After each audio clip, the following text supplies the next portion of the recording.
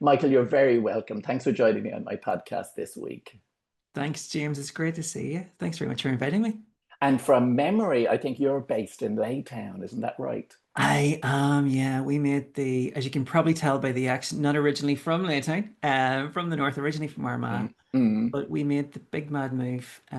Lived in Belfast for years and made the big mad move nearly 8 years ago, and it is Right. my happy spot. The beach is just Right on the clear beach. your head. It's gorgeous, absolutely Yeah, gorgeous. Yeah, gorgeous, yeah. Beautiful part of beautiful. the world. Yeah. The now, of course, we met first last year, at the end of last year, at the NLP Festival Ireland, which you're a co-founder of, and I'm sure we'll be speaking about that again later because the Absolutely. next one is coming up Absolutely. very soon. But I'm fascinated by people's stories and their careers and how they got to do what they're doing. So maybe we'll Yeah. kick off with that, Michael, a bit around your own career journey and how you came across NLP and maybe how you discovered it or realized when it was your little niche. That sounds great. Thank you. I should say actually, when you say we met, you did the most amazing keynote for our first ever festival. And the way that Right. you told your story and the stories that you told was just amazing. So I'm not going to be able to live up to that, James, I have to say. But Oh gosh, you're very kind for saying. I do remember how to really enjoying that, yeah, and I yeah, think great. you probably know it yourself when you're sort of in the zone or when you're enjoying something and you can see it being well received, that's the sweet spot, as I always say, and I have very fond Absolutely. memories of that. Yeah, I'm always I suppose I learned how to teach this stuff by telling stories. And I suppose it's one of those things.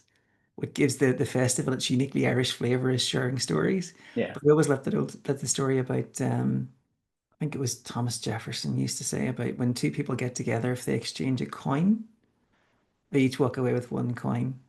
But if they share a story, their worlds have changed. And I always really, Okay. really liked that. I thought there was something good about that. How did I get involved in this mad stuff? I used to have a proper job. And So did I. occasionally, yeah, I I can occasionally still hear my father's voice in my head saying, "Dear God, your job and your pension and sick pay and all the rest of it." Yes. I was a financial consultant for a bank for a long time. I promise I didn't cause the crash. I was long gone before that. And then I worked for a housing association, which I absolutely adored in the north. It was an amazing place, co-ownership housing, and a fantastic scheme. And God love them, they paid for me to do a master's in management and corporate governance. Mm. So I was doing it for the company law and all that sort of stuff, going places, I thought. And it was Ulster University. And in Ulster, the person who ran that particular program was a lunatic in the best possible ways. John Thompson, he was a brilliant, brilliant, brilliant man, a great lecturer, incredibly smart and creative. And one of the things that he made me do, it was in theory a voluntary module, but in practice, he basically made you go on it, Mm. was a module called Developing Leadership Competencies Using Neuro-Linguistic Programming. And I remember it was a 3 day sort of introduction. And I remember it was Tuesday to Thursday, it was running. And I remember to my shame leaving the office on a Monday and waving goodbye and saying to everybody, I'm away to do this American salesy crap for the next three Right. days. I'll see you on Friday, folks. And then when I came back, they thought I'd joined a cult because I'd been totally converted. I loved it. It was only an introduction, Mm. but there were so many ideas and ways of thinking about things and so many practical things in it that I was hooked. I just thought, this is great. It's a totally different way of doing things. Yes. So that's what kind of started me out in the journey. And then I went off and did all sorts of mad training, the good, the bad, the not so great, the Mm. fantastic, as we all kind of Mm. do when you go on a journey like this. Mm. Mm. And that's kind of how I get started. Great. Yeah. And for those people listening in who maybe have not come across NLP or they've Mm. heard of the term, but they're not quite sure what it is. And of course, there's a whole range of definitions, and different people will have different takes on it. But what's yours, Michael? Yeah, that's a great question.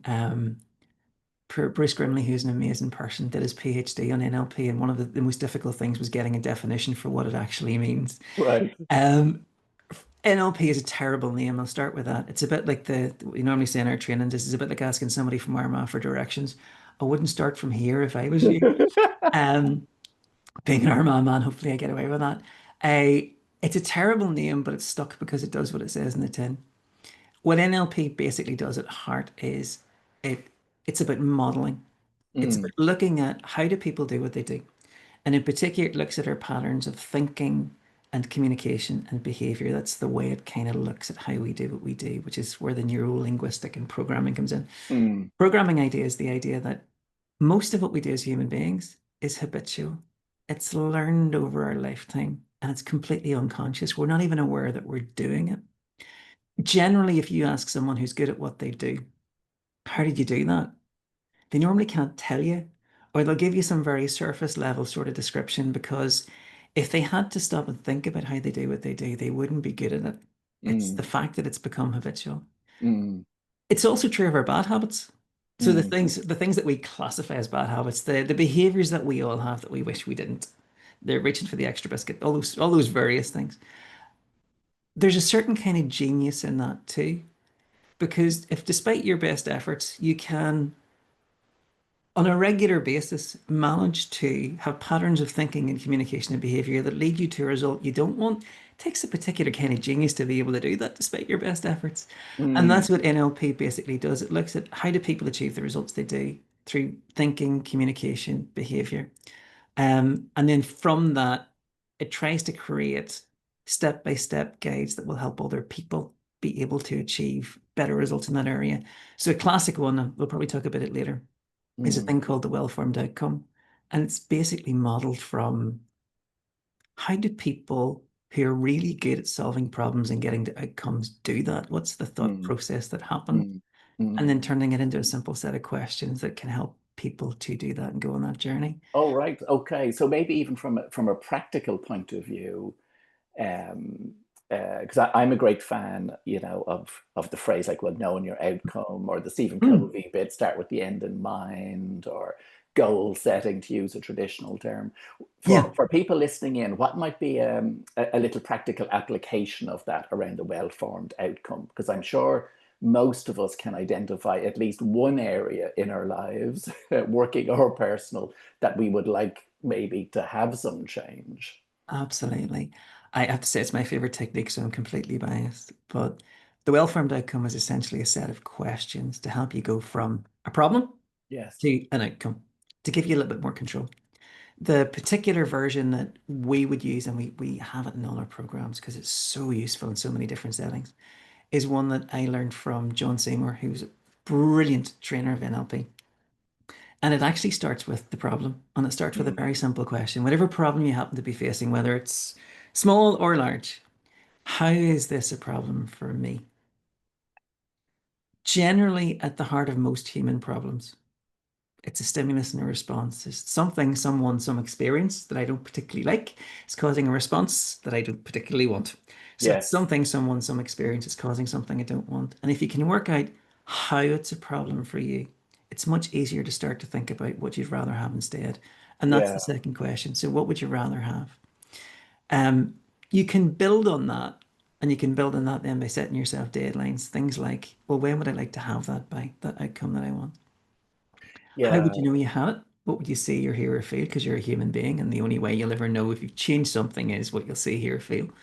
And then how much of it's within your control? Because the truth is, for most of us, and most things in life, we're not completely in control of. So how much of it's in your control? What can you do about that? And how much is outside your control? And can you Mm, do anything about that? mm. But if I was giving someone advice and just one thing that you could use that makes an enormous difference in life is that very simple first two questions. When you hit a problem, whatever it might be, when you're dealing with a challenge, how is it a problem for you? And what would you rather have? Um, I really like that because yeah, it's so, how would I say it? It's not simple, is not the right word. It's like it goes direct to the issue. So when you were speaking there, I was sort of thinking, okay, what is it I'm trying to change? There might be some stuff around health and fitness and that sort of yeah, thing. And how is this a problem for me? Somehow makes it both personal, but it also narrows it. yeah, It's not some broad cliche. It sort of narrows it and what specifically is going on here. absolutely. Yeah, Uh, funny, an organization that we work with in the north. So a lot of the work that we do in Northern Ireland is within their public services. mm, The particular organization that we work with in the north one of the challenges they found at the tail end of COVID, kind of coming out of that, was their senior team had noticed that there was a negativity had crept in the culture, just to kind of give you another way of sort of Yes. those two questions. And the chief exec who'd been in one of the programs that we did, what she did was, and I thought it was genius, she brought in an issues amnesty because she noticed every conversation that was happening was, well, the problem is, or Yes. the problem, Yes. this is terrible and this is awful. And it's not that those things weren't true, it's just that they don't lead anywhere. So she brought in an issues amnesty, and what she said was, right, for the next month, you can bring up any problem you want. You can complain as much as you want, but you have to be able to say how this is a problem for you or for us. And then you have to be able to say what you'd rather have instead. Okay. And she Wow. said the first 3 weeks were excruciating. Absolutely, because it would be, and then, oh, you're not going to make me do this, are you? Okay, well, this is how it's a problem for us. This is what I'd rather have. She said by week 3, as she was walking through the office, she could hear the conversations completely change. Right, well, how is it a problem for us? Okay, what do we want to have happen? Let's do that. And people would come into her office and say, I hadn't realized how negative I'd become in the way I was thinking. And this has made an enormous difference. So those first two questions, absolutely, I would recommend anybody to try them. Yeah, I love that application of it in a working Yeah. process or in a work context. And I've written down the term issues amnesty. I'm going to be using that one myself, for everyone tuning in, where I know sometimes we all just like to have a good moan, and that's Yeah. fine as long as it's the exception rather than the rule and it's the vent and you get it out. Yeah. But certainly in a work context at slightly more senior levels, there's not too much space for moaning because then you're part of the issue. Um, Yeah. but how specifically is this a problem for me or for us? You're back into responsibility and action oriented, Absolutely. which I love. Yeah, that really speaks to me, Michael. Thank you for sharing that. Um, I know when I embarked on my NLP journey, 20 odd years ago, and there's probably so much of it that's in what I do that I'm not even conscious of it anymore. But back to what you were saying earlier, maybe it's that unconscious competence you would hope. Absolutely. Um, Yeah. Yeah. it reminds me actually of a conversation I was having with someone in the area of nutrition, and they were a personal trainer, and they were a nutritionist and all of that. And I was asking them around tips for eating healthily and whatever else. And bizarrely they said, oh, I don't want to think about it too much, because if I think about it too much I mightn't do it instinctively anymore. So that's sort of aligned with what you were saying, but I Absolutely. think the thinking behind it is, if I'm able to break it down into the constituent parts, maybe one, I can teach it to others, but two, maybe it's more embedded. Yeah. It's not just luck, there's a strategy to it. But I know from the work I've done in that area, huge amount of personal development, myself from it. And I'm quite sure that's been the same for you. So in terms of your Absolutely. own personal development journey, what has been some of the aha moments, as Oprah might say? That's a great question. There are so many things, and I suppose one of them is that doing something like this develops your self-awareness. Mm, Um, in terms of not just the impact that you have on other people and the impact that what you say to yourself and the story that you tell yourself has on you, but also that you don't have all the answers. And I think that that's become something that the older I get, I think the more clear that is, that you don't need to have all the answers either. There's a thing I think in the world of personal development, mm, and um, it's partly I think the need to put bums on seats. mm, That um, sometimes the loudest voices in certain aspects can seem to be these all-knowing gurus who know everything about everything. And none of that's really true. Nobody is this person all the time. That's just a stage presence. And there is sometimes when you go on a journey, I think, in terms of personal development, you start out and something seems to have all the answers. And the more you go and the more it becomes, as you say, embedded, the more it mm, becomes that you start to ask questions and it mm, becomes habitual. I think the more you realize that no one has all the answers, and it's about what contribution can you make in the journey Yes. that you go on. And that's one of the things I suppose I love about the work that we do. Generally, I'm in rooms where I have absolutely no clue how to do what the people in the room do because they're experts in what they do. Mm, I'm never going to have their life experience. I'm never going to have their qualifications. I'm never going to have their expertise. And that's not where my contribution comes. mm. It's that old thing about the world is full of people who've never done the job, telling the people who are doing the job how they should be doing the job. I never wanted that to be what we do. So in general, in the work that we do, what makes me, I suppose, one of the things that I'm in awe of, but also that I love about what NLP has given me is the ability to contribute to those conversations and offer people things that they can then take Mm, and use in ways I would never have thought of in a million years to deal with mm, real issues and real problems. That mm, example of the issues amnesty, I wouldn't have thought of that in a million years. But it's mm, lovely that someone coming on a program can take that and go and do something else. And I think that's where the real joy in the work that we do comes from. It's watching somebody else go and take it and mm, do something and go, wow, that's mm, class.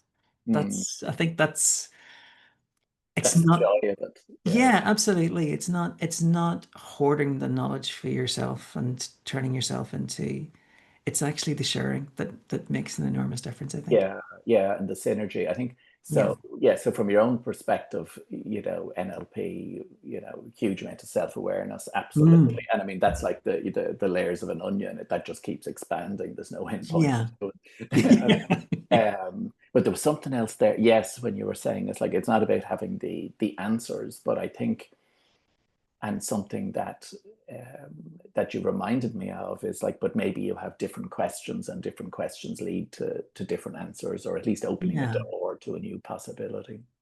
Um, we better mention the NLP Festival. So Yeah. you're a co-founder of it. Of course, it's on the 13th of September, which is Yep. fast approaching.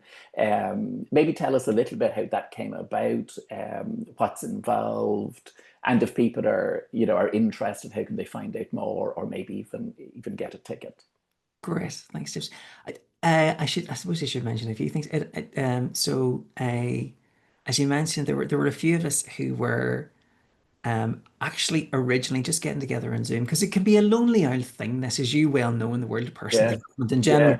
yes, If you're a coach, if you're a trainer, because you do your thing, and someone's got together. Bernie Rogers, who you know, and yes, um, a Bernie had an idea of why don't we get together and review some videos from the NLP conference that happens. And the big NLP conference is run by ANLP, and that's the Association for Neuro-Linguistic Programming. And they're kind of our independent professional body. They're the Switzerland of NLP. They're where we all come together, basically. yes, And they run an in-person conference.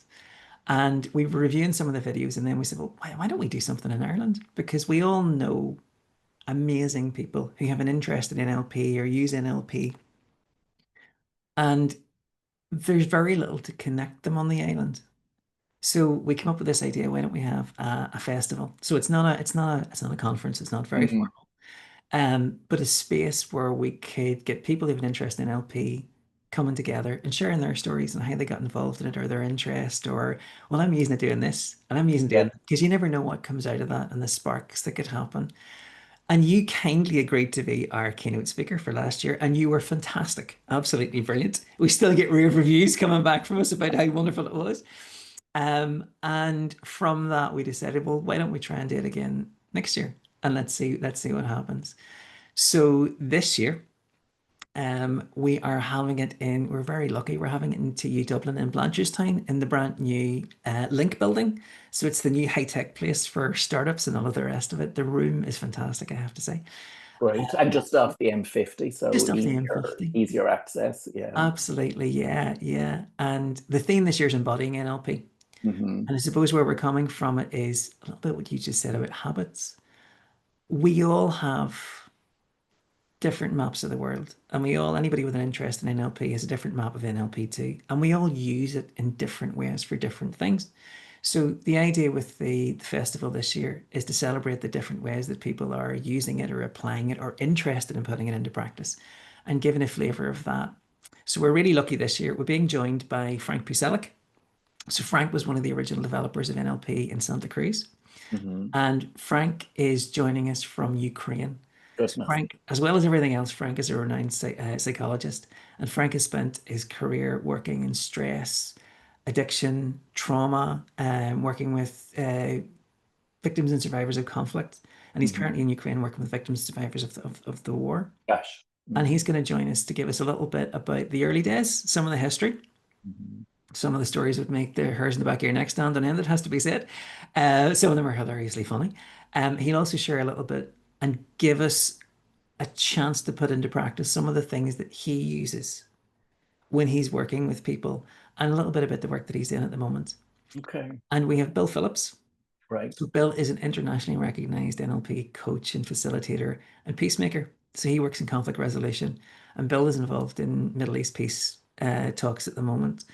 And he's going to give us just a flavor and some experiences of how he uses things like the meta model, which is just a Mm. simple set of questions for exploring people's maps, Mm. for non-verbal communication, how he uses that to help people to get to a better place. So things like rapport and perceptual positions, and I give us some experiences of actually doing that in the room and how we could apply that in lots of different settings, whether Okay. it's a conversation with a loved one, it's in the work setting, whether it's one of those difficult conversations you have to have, if it's improving relationships, if it's getting people to this on the same page for something. So he's going to give us a flavor of that. And in between, we'll have lots of networking and connection and plenty of fun, and we'll feed people too. And you'll feed people too.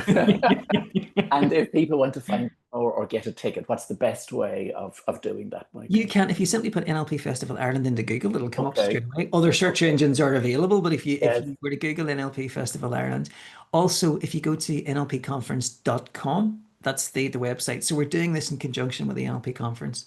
And if you look up nlpconference.com, you'll see our event page there, and you can pick a ticket from there Great. Yeah. before And they there's still disappear. there's even at this late hour, there's still tickets Still a available. few available, just Yeah. yeah, yeah, Great. yeah, And would obviously if you've done some stuff in the area of NLP, it's a great yeah. refresher, it's a great networking event. But say if you're just coming there from a place of curiosity, would there still be a place for you? Absolutely. And Yeah. we've designed it in such a way that everybody's welcome. We want it Yeah. to be inclusive and anybody with an interest in it.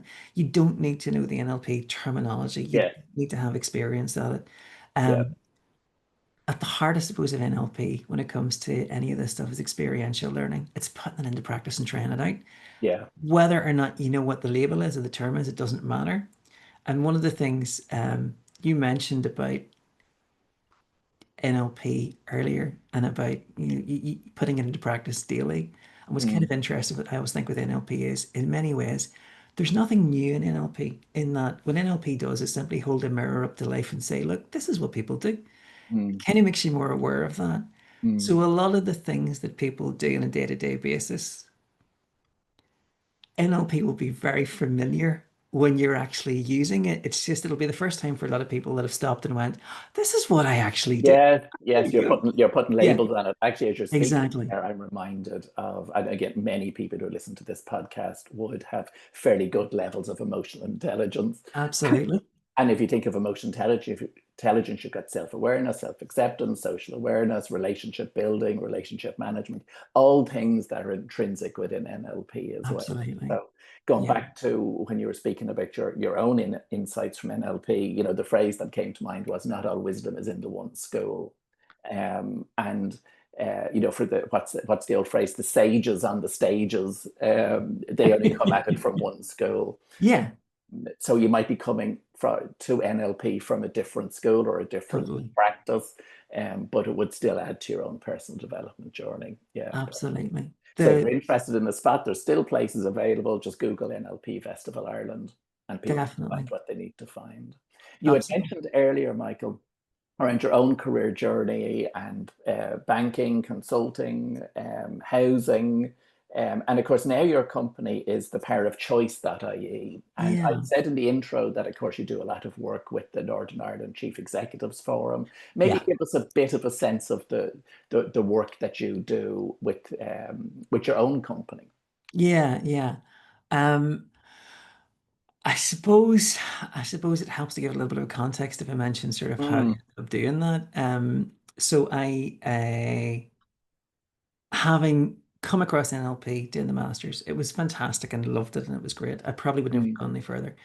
And then we lost our daughter Orla, Orla Rose, to a rare immune condition.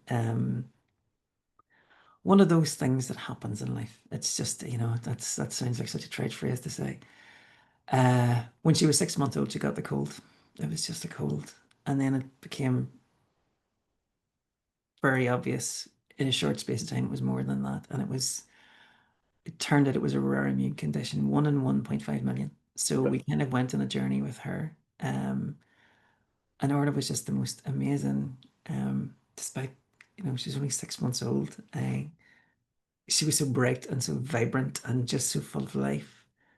And we were in the Royal Victoria Hospital in Belfast and the Children's Hospital there. They sort of amazing consultants there who kind of spotted what this might be. And then we were flown over to Newcastle to the Royal Victorian Infirmary in Newcastle, which is the centre for Europe for rare conditions like this. And I'll never forget the first sort of night we were there, and the consultant came and they had this long, long, long list of things Orla was going to have to do to beat the condition, and said, "Look, it's really, really unlikely this is going to happen because we're looking at a bone marrow transplant, we're looking at chemotherapy.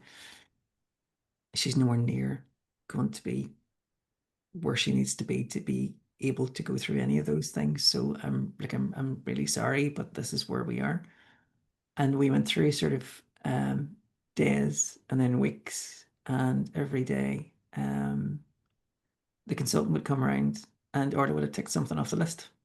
There'd be another thing gone, well, she's done this and she's done this. We still have all these things to go through. And then it became on the word round, it would be the consultant would say, right, she's got this, this, this, and this. And then they'd look at her and go, but this is Orla. Um, she had she became sort of this minor celeb when she was there because they couldn't knock her out. So they had her on Oh, natriuretic and morphine. And she refused to be knocked out, so she would hold your hand and she would dance and she would smile. And we kind of made a conscious decision. The only thing that we could do, our contribution, was to be the parents we wanted to be. So we'd kind of stay with her and yes. read her stories and sing her songs and do those things. And she did it. She managed to go through the chemotherapy. She got the bone marrow transplant. She beat the condition. She changed the protocol for how it's treated now. Um, But unfortunately, she'd been on a ventilator for so long, her wee lungs were too badly damaged, and we lost her at the final hurdle. Oh, So kind of came back home, and I still, it's nearly 15 years ago now, and I still have no, I don't know how to describe it or what it's like. Heartbroken is kind of the word you kind of use, but it doesn't even begin to touch the sides. And then about a month after we came home, we got this notebook that came through the door, and it was staff and parents and people we'd never heard of mm, who had written little paragraphs or lines or things about what Orla had meant to them. And we didn't even know who most of these people were, but just how she'd inspired them and what she meant to them. And I suppose when something like that happens, you have to make a choice. Do you kind of sink or do you get off your arse and go and do something? So that was what I decided to do. And I suppose the impetus in it was during the journey that we had with Orla going through all of this. We'd seen public services in all their, it's a line that Stephen Dress used to use in all their seasons. The good, the bad, and the absolutely terrible. mm, And a lot of the time what we had seen are amazing people who were so dedicated, working in big systems that often didn't really seem to care very much about the people who work in them. mm, We had a consultant in the Royal in Belfast who every day sat and took his own blood because he had to have something to compare Orla's with, and there was nobody else. goodness. There was another consultant who set up flights to fly kids across from Belfast to Newcastle because you couldn't get the insurance because they were so ill. And he set up a charity and did the whole. I mean, it was just incredible. These people that you meet, the dedication. In Newcastle, we had a consultant, excuse me, who slept overnight. It was a really, really bad winter and the snow was terrible over Christmas. And he slept overnight Christmas Eve, Christmas night, and Boxing night. I remember that Young snow. That was kids. 2010, wasn't it? Yeah, Yes, yeah. yes. And he slept overnight in the hospital. He wasn't on duty, but he slept overnight in the hospital in case the kids needed him and he couldn't get back in.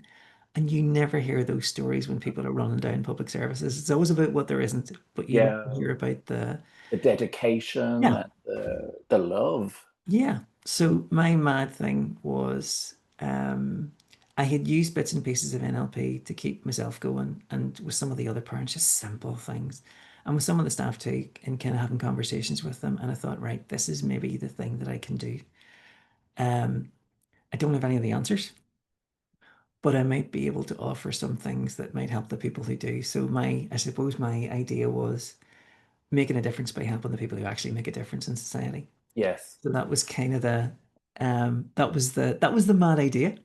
And one of the inspirations in that was Viktor Frankl, Man's Search for Meaning, kind of giving yourself some purpose, and his idea of that giving yourself the power of choice, that between stimulus and response, there's a space, and it's in your choice of how you respond. That's where growth and freedom lies. So that was kind of the idea behind it all.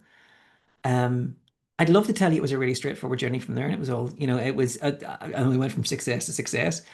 It was mainly rocking up with my wee NLP magic wand and people going, yeah, join the queue of 3,000 other people with a magic wand who want to try and help. Yeah. Um, but like everything in life, um, if you approach it, if you know what your purpose is and you approach it the right way, you end up getting bits of luck. And one of those was the relationship with the Chief Executives Forum in Northern Ireland, who are an amazing organization and they represent senior leaders. Hmm. And they're dedicated to helping the people who make decisions in public service. And that partnership with them has been fantastic because it really has allowed us to help senior leaders working in really difficult areas and offering some things that have helped them to do the work that they do. So making that difference by helping people who make a difference.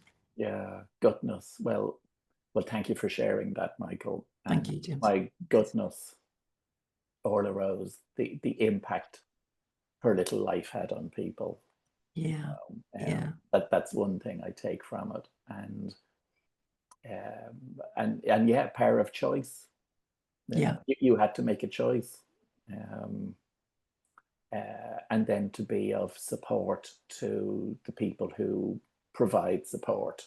Yeah. It's there's something very special within that, I think. Um, um, yeah, gosh, that's really thrown me. I really feel that. Sorry. Not at all. It's Yeah. so genuine and pure. My goodness.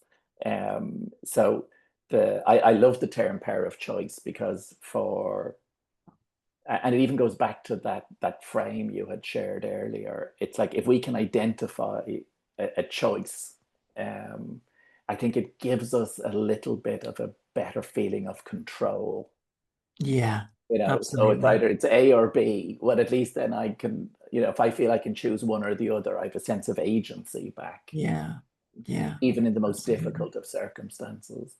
Um, when you were mentioning there about the work with the Chief Executives Forum and the leadership work you do, and people maybe who are trying their best in challenging circumstances. A phrase that I'm sure you've come across a lot, I've come across a lot, is resistance to change. Hmm. And I think it's part of how we're hot-wired as people. Yeah. Um, and I'm sure that that's something that you encounter fairly frequently. So I suspect you have one or two techniques for at least opening that door. Yeah. Um, what would what would be some of your go-to insights or things that you've learned from experience when it comes to dealing with resistance to change? Yeah, that's a great question.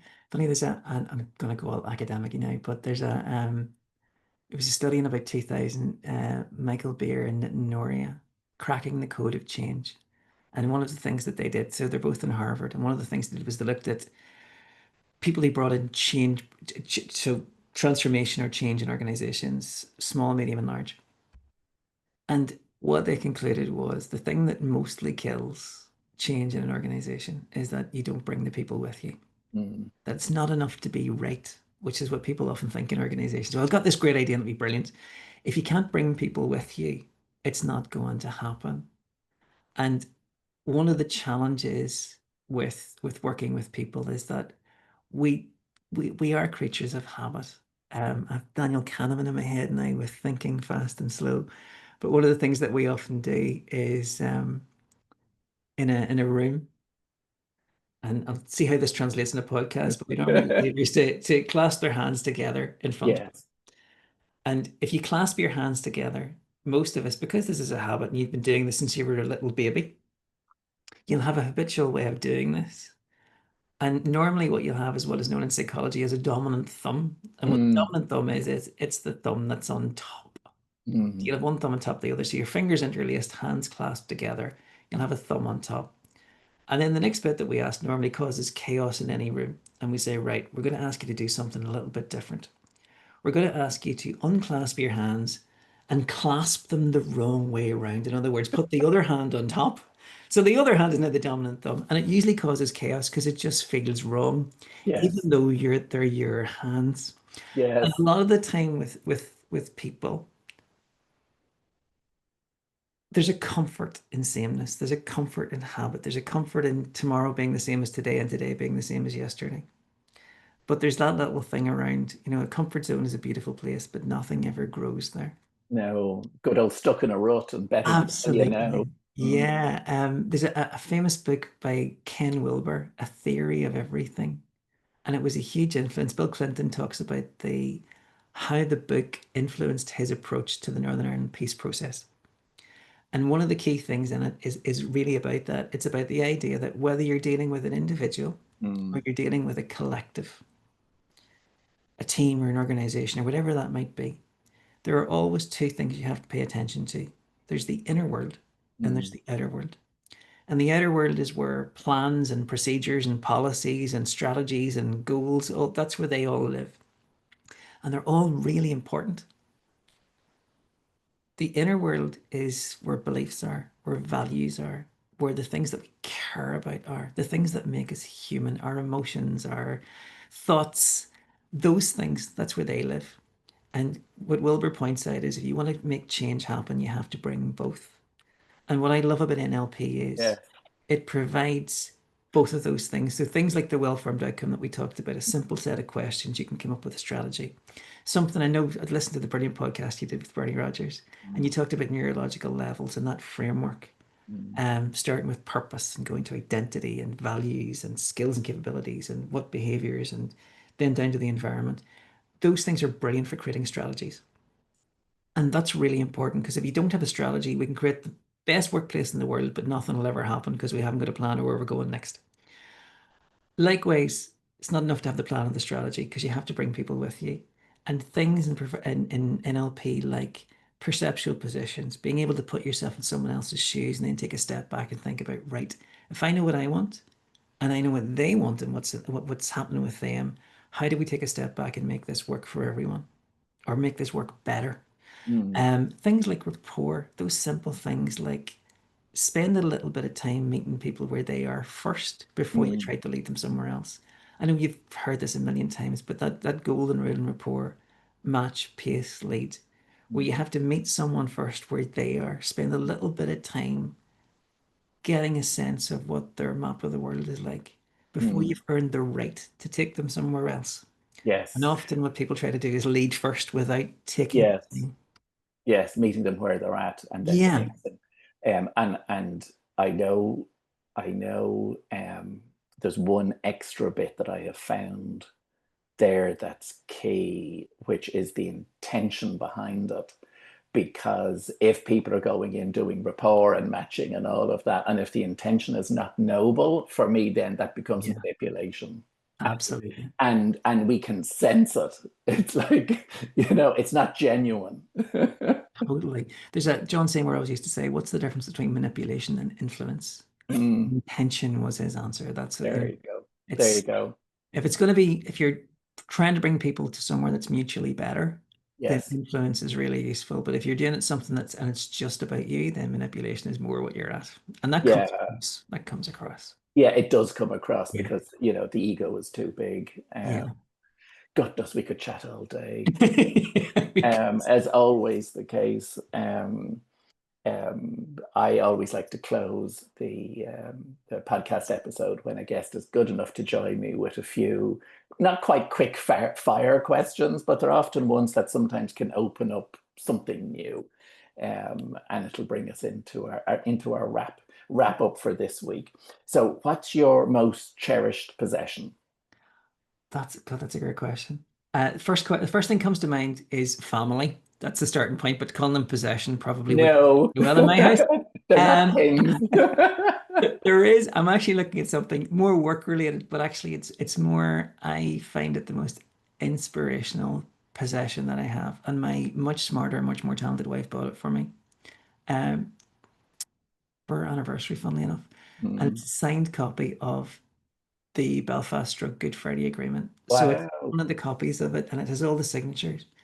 And for me, and I suppose this is what I love about NLP because you can look at it in so many ways from the frame of NLP. It's the best example that we have in the last half century of where people, despite the disagreements and everything that happened, when you've got the intention right, when you've got the purpose right, when people come at something, they can actually create change and bring people with them. Mm, And for all that, no matter how dark things are, no matter how difficult they appear, there's always hope. And it kind of gives me that. And I suppose no peace process is ever created by one person. But if there's one person that's synonymous with the Northern Ireland peace process, it's John Hume. And I mm. always loved John's.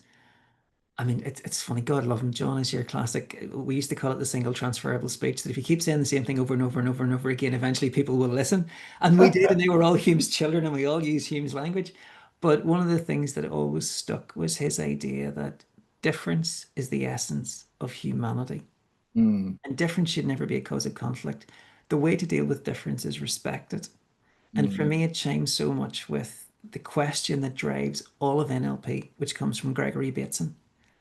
And I mean, Bateson was a genius. He was amazing. But his question that drives all of NLP is, what's the difference that makes the difference? mm, And mm. it always kind of so anytime I need a bit of inspiration, no matter, if I'm doom scrolling or whatever it happens, or things come on the TV, or I'm despairing about work or what we're going to do, just looking up and recognizing the fact that that agreement should have been impossible, as the old Nelson Mandela saying Mm, goes, it always seems impossible until mm. it's done. Until it's done. Yeah, Yeah.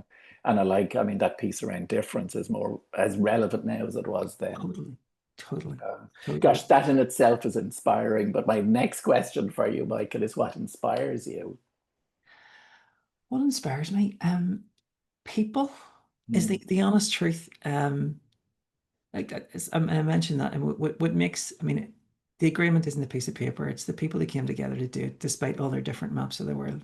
yes. The people that we get to work with, watching what they take and do and turn it into something that makes a difference in people's lives is just incredible. Mm, Funny, I think about COVID quite a bit when I come to this. Looking at the world, it's very easy to despair.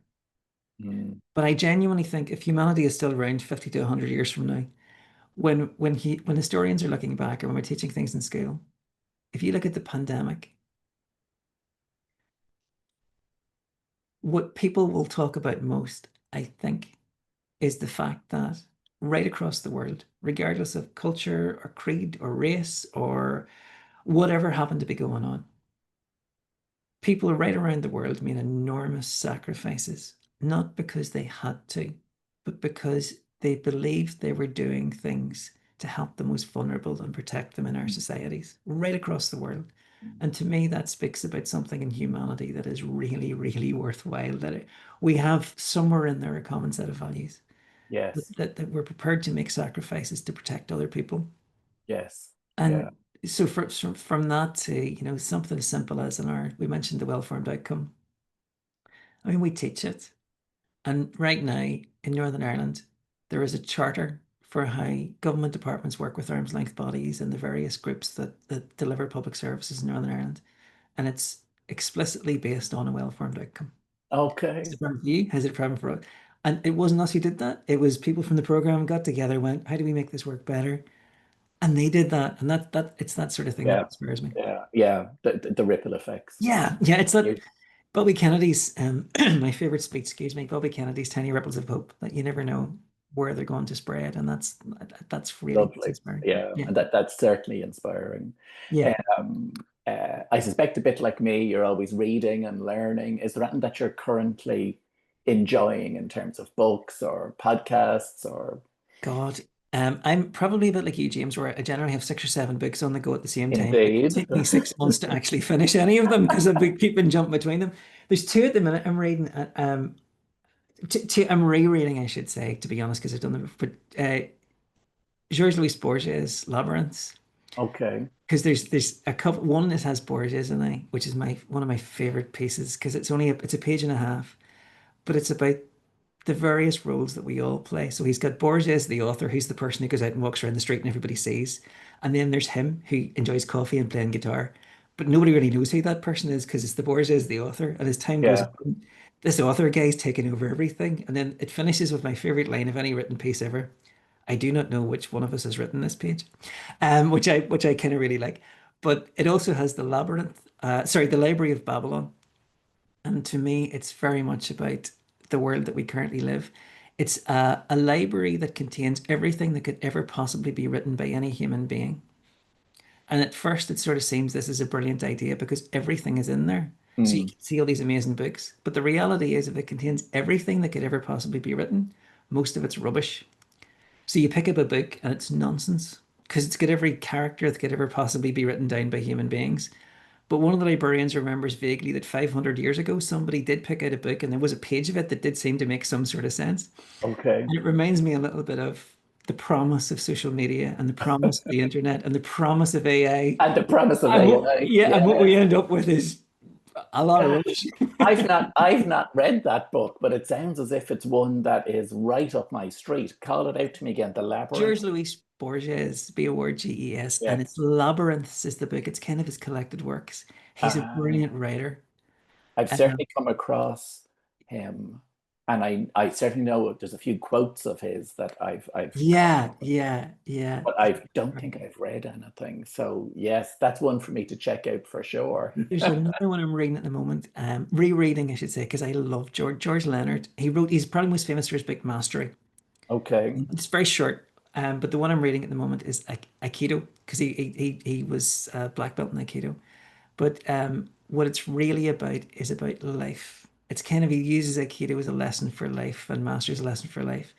And one of the things I always loved about it is learn to love the plateaus. That we're constantly being to flog us stuff. We're constantly being told we should be constantly searching for the highs. It's all about the highs. Mm, It's either making us afraid or angry or searching for the highs. And looking on social media, everybody else has these amazing lives, and every day they have is an amazing high. And George Leonard talks about the fact that most of life for everybody is made up of the plateaus. And if you learn to love the plateaus, that's where you learn to love progress, and that's how we learn. It's you get better at something, and then you get better again, and there's another plateau, and you get better yeah, again. Learn to love the plateaus because that's that's what life is mostly fascinating. made up of. Yeah, I love that. That's a phrase I've not come across, and again, it's one I'll be using. That Yeah. and what was it? Issues amnesty. The Yeah. because when I'm working with a client, maybe sometimes with the group, I'm speaking about progress and how progress is cyclical, but there will be times when it plateaus. Yeah. That's just something else I can add into it. Learn to love the plateauing side, Yeah. the Yeah. beautiful ordinariness, as it were. Yeah, Absolutely. Yeah. You've made progress. Enjoy it for a little bit. You've actually, you're now at this level. yeah, That's good. breathe, breathe. Yeah, it's like yeah, what's the variation of it? Flowers don't bloom constantly. Yes, Yeah. that's lovely. Oh, that's lovely. Very good. I mean, between the pair of us, we can throw quotes and that back and forward. You've given so many nuggets of wisdom this week. But if there was a final quote or a motto or words that you live by or that guide you, Michael, what would they be? I I suppose actually to go back to Viktor Frankl. It is it is that kind of idea, and I know it's a quote. It's often attributed to him, and nobody's ever recorded him actually saying it or writing it down. But Mm, it is that idea of that power of choice, and that's where growth and freedom lies. That no matter what things throw at you, between the stimulus, whatever's happening in life, and your response to it, it's recognizing that you have a space, mm, that you can make a choice, that you always have power. I always love the line that Frankl used about it, that it's the last of human freedoms that no one can ever take away, is the fact that no matter what's going on in this world, and we're bombarded by stuff at all times, whether it's social media or phones or whatever it might be.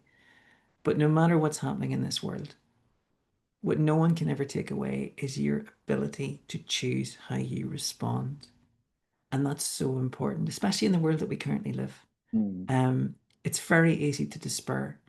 And we have managed to monetize to a degree despair, helplessness, anger, hatred, all of those things. But the reality is, when something happens, if you recognize that actually I can choose how to respond to this, it gives you back so much what Bandura would have called self-efficacy. yes, You can do something about this. I don't have to sit and, just. And I yes, think that is so important in the world that we're in. yes, yeah. They are wise words to close with, sir. Um, thank you. You're You've very been welcome, James. Thank so you. so generous with your time and insights, and thank you for sharing your story and for speaking about baby Orla Rose, Oh, thank you. who Thank you who very lives much. on to. Um, and again, just if people are interested in finding out more, your own website, give it to us, pair of choice www.powerofchoice.ie. ie. And then if people are interested in the NLP festival where you'll be, if they want to meet you in person. You'd be more than welcome. Anyone who wants to come along. And if you Google or if you put in search engine NLP Festival Ireland, we'll be the first that comes up, but also nlpconference.com is where you can book your tickets from. Another way of getting it. Yeah, Michael, thank absolutely. you again. I really appreciate it. My pleasure, James, and thank you so much.